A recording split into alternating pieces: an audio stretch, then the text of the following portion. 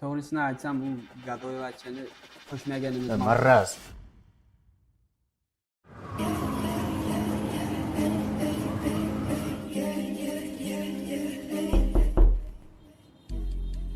Assalomu alaykum.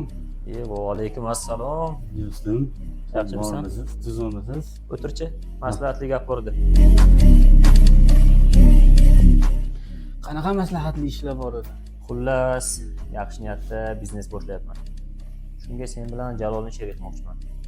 Lekin Jalol haqida ozgina ikkilanib turibman. Chunki oxirgi paytlarda qing'ir yo'lga o'tib ketibdi. Birovlarning haqqini yeb, hatto o'g'irlik qilganini ham eshitdim. Shunga seni fikringni bilmoqchidim. Nima deb o'ylaysan? Jalolni qo'shsam bo'ladimi yo adashyapmanmi? Sen adashyapsan. Senga noto'g'ri yetkazib. Bu bilan birga ishlaganmiz. Juda vijdonli, mehnatkash bola. Lekin ko'pchilikda kamchilik bo'ladi.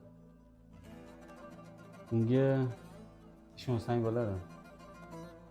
Biznesingni yurtmoqchi bo'lsang, Jalolxon eng ishonchli. Mening fikrim shu. Bo'ldi, tushundim. Rahmat do'st.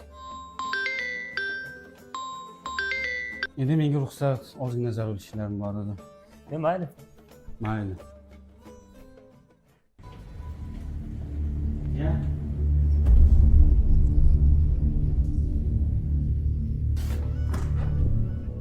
Mumkinmi do'stim? Kel og'ayni. Yaxshimisan? O'tirchi, maslahatli ish bor edi.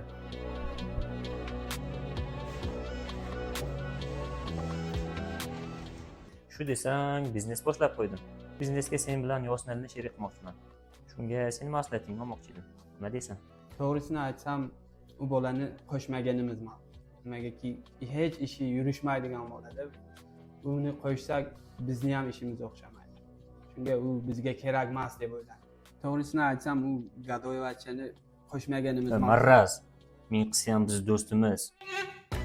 Yosnali ertadan ofisda mana ishni boshlash kerak.